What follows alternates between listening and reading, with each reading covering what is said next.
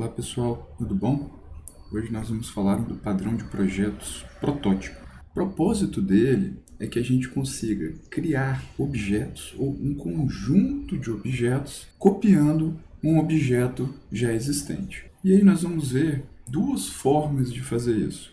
Uma delas é através do clone, que já existe no Java, e a outra forma é através do processo de serialização, que a gente viu na aula passada. Bom, a gente pode utilizar esse processo de clonagem dos objetos em alguns casos onde nós queremos replicar um objeto como um todo, um conjunto de objetos como um todo.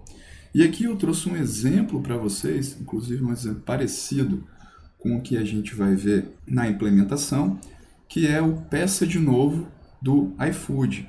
Então, no peça de novo do iFood, você pode simplesmente clicar no pedido anterior e refazer esse pedido. Então, por trás, o que o sistema está fazendo? Ele está copiando todo um conjunto de informações relacionadas a um pedido que você já fez e ele está duplicando esse pedido. Então, essa é uma das formas que a gente consegue utilizar essa solução dentro da nossa, mais especificamente, aqui no exemplo nosso, utilizando a orientação objeto. E a gente vai ver isso com o nosso Java. Bom, então nós temos o nosso exemplo da lanchonete. Então, a gente quer economizar tempo de execução do nosso software, e tempo também até mesmo do usuário, clonando objetos para que esses objetos sejam duplicados e a gente tenha um novo pedido sendo feito para o usuário. Bom, nosso diagrama de classe, vocês já estão familiarizados com esse exemplo, então nós vamos querer clonar uma refeição. Então, dado que eu tenho uma refeição onde a pessoa já escolheu uma bebida, ela escolheu se tem ou não uma batata, qual o tipo de hambúrguer, se vegetariano ou de carne, ela já fez essa escolha, então eu quero poder clonar essa refeição, clonar esse conjunto de objetos. Para a gente conseguir fazer isso, pessoal, nós podemos utilizar a interface Clonable, que tem em Java. Então, para isso, eu tenho que implementar essa interface aqui. Então, basta eu chegar na minha classe, colocar implements Clonable. Quando eu faço isso, pessoal, eu sou obrigado a implementar um método específico que tem nessa interface Clonable, que é o método clone. Esse cara aqui é o método que eu preciso utilizar para poder fazer essa clonagem.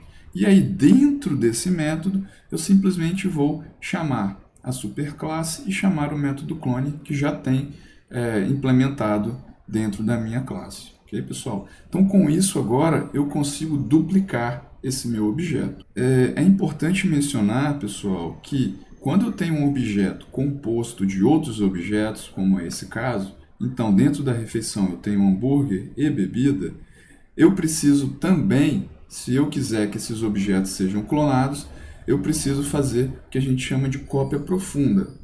Do jeito que está implementado aqui, chamando somente em cima do método superclone da refeição, eu vou ter o que eles chamam de shallow copy, que é uma cópia superficial.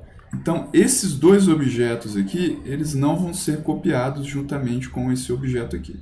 Para isso, pessoal, o que eu tenho que fazer? Eu tenho que implementar o que eles chamam de cópia profunda, ou deep clone. Então, para isso, eu vou precisar pegar os objetos bebida e hambúrguer e também chamar os seus respectivos métodos de clonagem. Então, eu também preciso chamar o bebida.clone, o hambúrguer.clone. Dessa forma aqui, eu implementei a minha cópia profunda. É claro que em bebida e hambúrguer, eu também vou precisar implementar o clonable e também dentro de hambúrguer eu vou precisar implementar essa interface. Então, na utilização desse método, eu vou chamar simplesmente a refeição e aí eu vou chamar o clone e aí eu já vou ter um objeto prontinho para eu poder utilizar.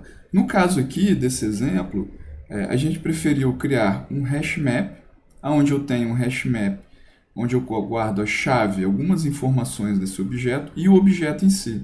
E sempre que eu precisar de um objeto que eu já tenha construído, eu posso acessar esse hash map e aí com isso eu posso pegar essa informação desse hash map e dar um clone em cima desse objeto, que esse objeto ele já está construído, ele já está prontinho para ser utilizado. E aí com isso eu consigo reutilizar esses objetos. Uma outra forma também, pessoal, que eu consigo fazer essa cópia profunda, que eu consigo fazer essa prototipação, é através da serialização. E aí a gente viu na aula passada como construir esse processo de serialização, né? A gente viu que a gente pode utilizar esse processo para enviar dados entre dois computadores, salvar informações. Uma das formas é clonar um objeto. E aqui, pessoal, nós não precisamos de salvar essa informação, persistir essa informação em uma memória secundária como um HD. Nós podemos utilizar a própria memória ali da máquina para poder fazer isso. Então, com isso, né, com o byte array output string, o object output string e depois o byte array input string e o object input string, eu consigo pegar esse objeto que está sendo passado aqui por parâmetro e consigo escrever esse objeto na memória através do write_object e depois eu consigo recuperar esse objeto. Quando eu recupero esse objeto, né, quando eu faço essa leitura desse objeto, a máquina virtual do Java ela vai, na verdade, criar um outro objeto. Então, esse objeto ele vai vir desagarrado desse objeto original. Então, com isso, eu consigo fazer essa clonagem desse objeto. No caso específico aqui, para eu poder fazer a utilização da serialização, eu preciso de implementar a interface serializável. Então, eu preciso de ter essa implementação do Serializable e todos os objetos que estão dentro da refeição também precisam de implementar essa interface Serializable. Então, elas também são necessárias de serem implementadas. Caso contrário, a máquina virtual vai dar um erro dizendo que existem objetos que não são possíveis de serem serializados. Então, aquele objeto é composto de outros objetos e esses objetos não são serializáveis.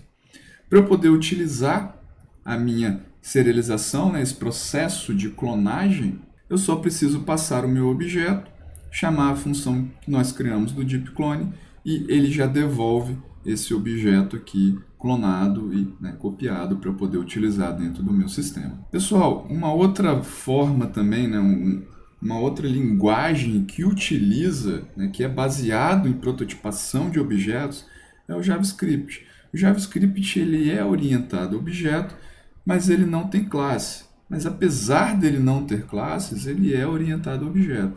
Então, quando eu construo dentro do meu JavaScript uma função, na verdade eu estou construindo o meu objeto protótipo.